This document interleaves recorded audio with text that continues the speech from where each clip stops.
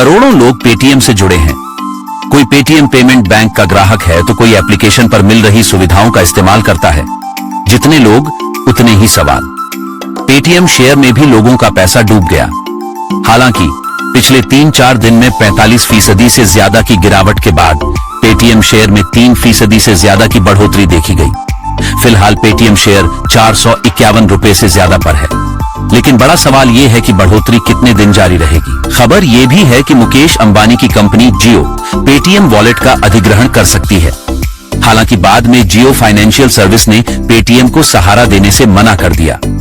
Merchant यानी Paytm से जुड़े दुकानदारों को भी टेंशन है। पेटीएम पर संकट के बाद क्या दुकानदारों ने दूसरा ऑप्शन ढूंढना शुरू कर दिया है?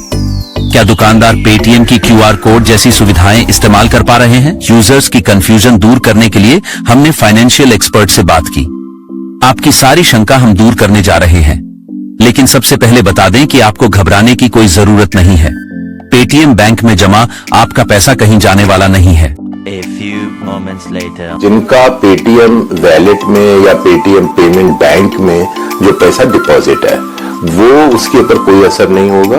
आरबीआई ने बिल्कुल ये क्लियर किया है कि जब तक आपका बैलेंस है, जब तक आप इस वैलेट को भी यूज कर सकते हैं और पेमेंट बैंक के थ्रू आप उसमें उसका भी यूसेज कर सकते हैं। आप इसको वैलेट को टॉप अप नहीं कर सकते हैं पेमेंट बैंक के थ्रू और कोई दूसरा नया डिपॉजिट नहीं कर सकते हैं। और जो डेडलाइन दी हुई है वो फरवरी 29 की दी हुई है। लेकिन अगर उसके बाद भी बैलेंस बचता है तो उसके बाद भी सकते हैं पेमेंट बैंक के थ्रू और कोई दूसरा नया डिपॉजिट नहीं कर सकते हैं। और जो डेडलाइन दी हुई है वो फरवरी 29 की दी हुई है। लेकिन अगर उसके बाद भी बैलेंस बचता है तो उसके बाद भी उसका यूज हो पाएगा। मतलब कहने का तात्पर्य ये है कि जो डिपॉजिटर्स हैं उनके इंटरेस्ट का पूरा ख्याल रखा गया है। डिपॉजिटर्स का पैसा कहीं नहीं फंसने वाला है। रिजर्व बैंक ने बिल्कुल साफ तौर पर कहा है कि हम उनके हित का पूरा ख्याल रख रहे हैं 29 फरवरी तक। और उसके बाद भी अगर बैलेंस बचता है तो उस पैसे का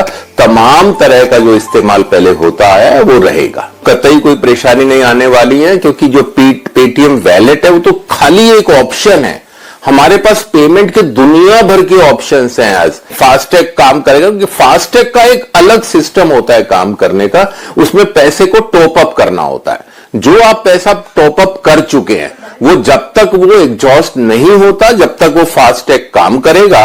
और जब आपका बैलेंस खत्म हो जाए तो आपको उसको टॉप अप करने के बहुत सारे ऑप्शंस हैं, बहुत सारे विकल्प हैं जिनके माध्यम से आप इसको टॉप अप कर पाएंगे। देखिए, जब इस तरह की बात होती है तो शेयर बाजार में तो उसका स्वाभाविक है कि उसका प्रभाव बहुत नेगेटिव पड़ता है। शेयर होल्डर्स को काफी नुकसान भी हो रहा है।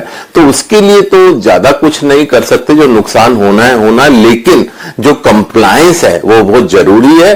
तो पेटीएम को ये समझना चाहिए था कि आप रूल्स के साथ खिलवाड़ नहीं कर सकते हैं। सूत्रों के हवाले से खबर है कि पेटीएम फाउंडर विजय शेखर शर्मा ने वित्त मंत्री से मुलाकात की है।